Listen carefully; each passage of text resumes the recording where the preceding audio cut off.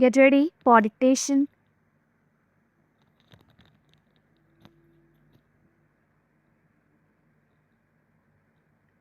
5 seconds to go.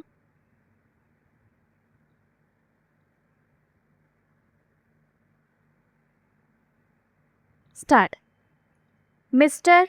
Vice Chairman, Sir, at the outset, let us look at the budget provisions from a broad national point of view.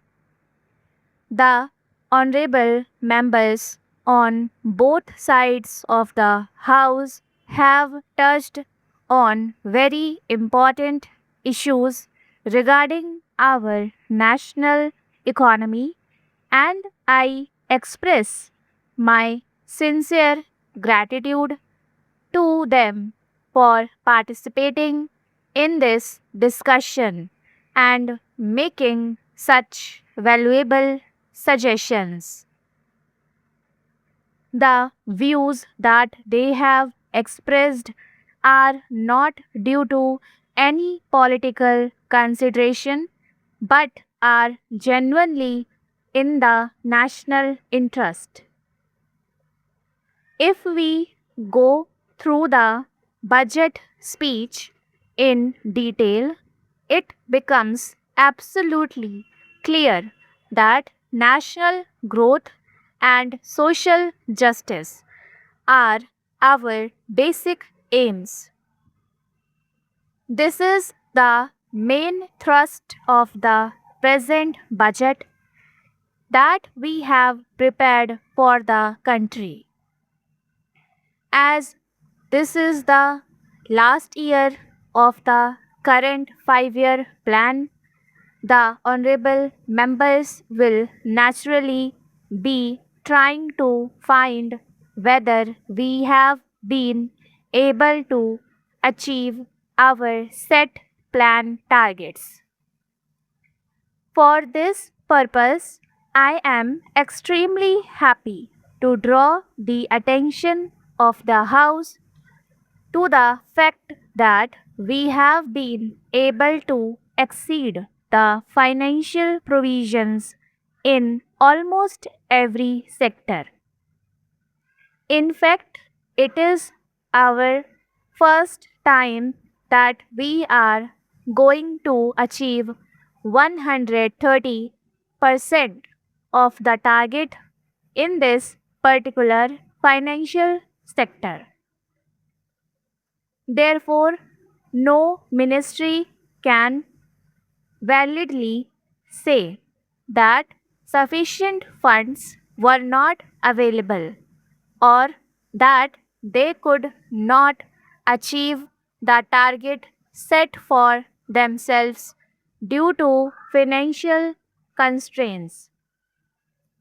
At the same time, I fully agree with the view that merely spending money is not adequate. There must be an adequate return in physical term for every rupee spent by the government. That is why we have been making provisions every year with a view to seeing that the various sectors are working in a proper manner and delivering real results to the public. If the honorable members go through the documents presented to the House, they will find two or three things which are of vital importance. The first and foremost is the overall rate of growth. I do not understand why the leader of the opposition was so angry about the rate of growth. On account of a highly favorable monsoon, we were able to achieve a remarkable record of almost 170 million tons of food grains production this year.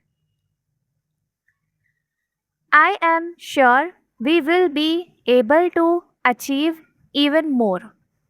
There should be absolute no difficulty in achieving this because of the extensive financial provisions we have made for agriculture and irrigation works.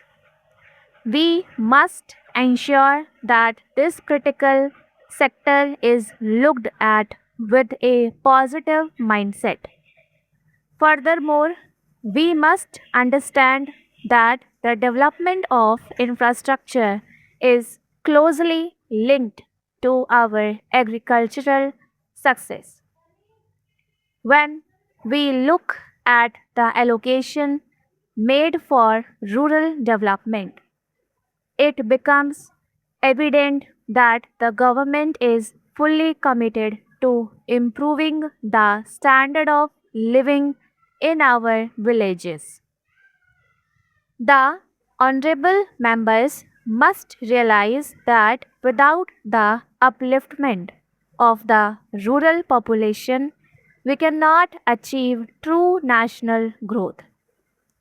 Therefore, the provisions made in this budget are designed to bridge the gap between urban and rural areas, ensuring that social justice is not just a slogan but a reality for everyone.